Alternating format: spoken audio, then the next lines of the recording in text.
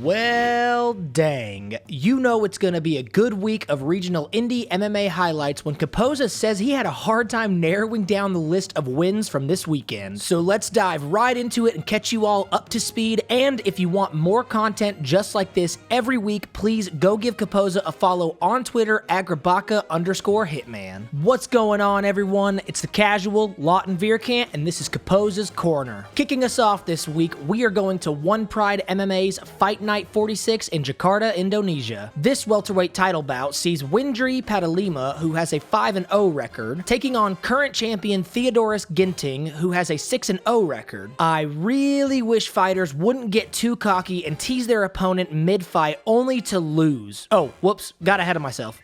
Anyways, Ginting is dominating the first 3 rounds of this fight, but it is definitely a war. And what do we always say? All it takes is one shot, and that's exactly what Patalima lands, taking this one to the ground.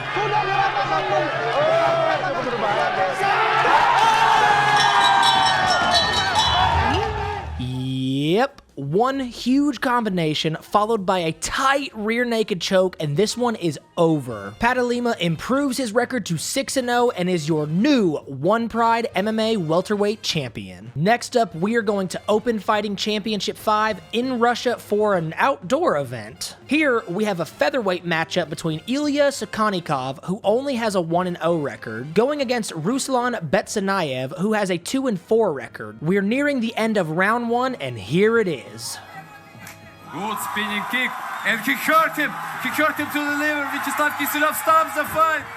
Ouch! A spinning back kick to the liver only to set in a few seconds later, and this fight is over. Ruslan tried to endure the pain, but just couldn't and fell to the canvas in pain, and the ref calls the fight. Ilya lands this fantastic first round win, improves his record to 2-0, and hopefully can keep this win streak going. Staying in Russia, we are going to MMA Series 34 for 2 fights. The first we have is a featherweight fight between Ruslan Bekzad, making his pro debut, and his opponent Vitaly Boev, who only has a 1-0 record. And unfortunately, we don't have audio for either of these fights, but we're nearing the end of the first round, and Vitaly pulls off this beautiful inverted triangle, forcing the tap. However, Ruslan did survive for almost 35 seconds once in the triangle, but just couldn't make a move out. Vitaly gains this win and improves his record to 2-0. For our second fight at MMA Series 34, we have a flyweight bout between Alexei Garmanov and Mukhridin Sotaliev, both of which are making their pro debut. And we've got yet another first round finish, and this one only takes 30 seconds. Alexei lands this beautiful check left hook with about 3 follow-up shots, the last of which twitches Sotaliev's body, which is pretty terrifying, but he is okay and was back standing just a few seconds after the fight stops. Alexei makes an impressive pro debut and hopefully can get some more first round wins in his future. The Russian promotions were in full swing this weekend, so now we are going to ACA 124 for 1 fight. This one is a lightweight main event which sees Vanir Galiev, who has a crazy 32-12 record, taking on Herdison Batista, who has a 15-5-1 record. Now this one has a lot going on, so let's start here, halfway through the second round. Galiev lands this illegal upkick that has Batista down for almost 4 minutes and gets him a 2-point deduction. But Batista says he is good to go, and we make it to the end of round 2. However, between the second and third, Batista is having trouble seeing and now faces a TKO if he cannot continue. Coming this far, he does not want to lose, so we move into round 3, and here we go. They separate, and this is the moment. Oh, what a good connection with the nice right shot, hand. and down goes Vanir Galiev, And it's and over. that's it. Talk about persistence and motivation. Batista overcomes an illegal kick and impaired vision, but still moves forward and pulls off this TKO win. Absolutely amazing. He improves his record to 16-5-1, and with this drive, I hope he has even more success in his future. Still in Russia, I told you, we are going to Universal Fighters League 1, and it is time for Caposa's KO of the week. This is a middleweight fight between Milad Khosravi, who has a 2-2 record injured and is currently bleeding. Don't worry, I'll explain. Taking on Rustam Hadizgadshev, who has a 1-0 record and threw this devastating elbow that opened Milad up and almost caused a doctor stoppage to this fight. But it doesn't, and we move on and get this.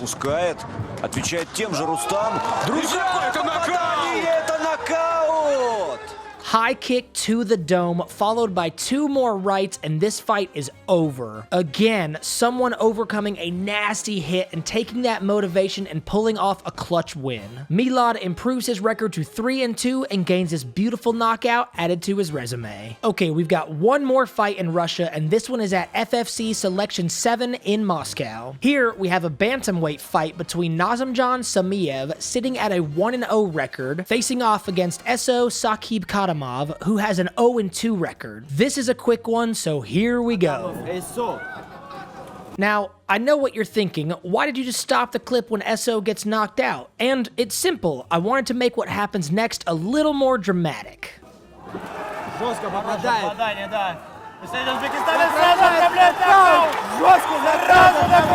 What the hell? After surviving this huge spinning kick, Eso lands this huge left hook that sends Samiev down and out. Eso gains his first pro win and hopefully can get more in his future. Now we are heading to the war in Poland. And I'm not even sure how to explain this insanity, but here we go. The war is a 3-on-3 tournament style with crazy rules like bare fist, stand up only, takedown equals elimination, no time limit, yes, that's counting up, and the team names are Polish soccer clubs from what I found. So first we have Wisłoka Dobisa, represented by Harry, Zadi, and Fanga, which is also just about all I could find on them, taking on Górnik Wałbrzych, represented by Junior, Krizek, and Buzio. Anyways, let the insanity begin. The fight starts and it's about what you would expect, an absolute brawl. Most of them find their dancing partner and stick with them, but there are plenty of surprise hits and changes. Once Team Dobisa loses one of their guys to a takedown, it is all downhill from there. 55 seconds later, and Team Górnik lands this win, but definitely took some damage in the process. Moving on, we are going to visit our friends at Icon Fighting Federation 7 in Sinaloa, Mexico. For this welterweight fight, we have Roberto Pixley with a 5-1 record, taking on the undefeated Pete Rodriguez with a 3-0 record. Rodriguez is basically dominating the whole first round, but we're nearing the halfway mark and take a look. Pixley longer than Pete Rodriguez's previous 3 pro bouts combined, and just like that on cue, Dear Lord. Uppercut followed by a straight left, and Roberto is down against the ropes. I mean, look at him bounce off of the ropes after that left. Rodriguez keeps his record clean at 4-0, gets this insane knockout added to his highlight reel, and man, I hope we see more of him either here or in a larger promotion in the future. We've only got one fight left, so we're going to Oscar de la Hoya's Golden Boy Promotions Bally's Fight Night event in Long Beach, California. This is another bantamweight fight that sees James Barnes with a 13-4 record going against Joey Ruque, who has a 7-3 record. So yeah, a couple things. Those are in fact health bars at the top of your screen, or what they call power bars. And we have Mike Goldberg and Frank Trigg doing commentary for this event. We are halfway through the second round, and here we go. This fight's gonna have to end quickly.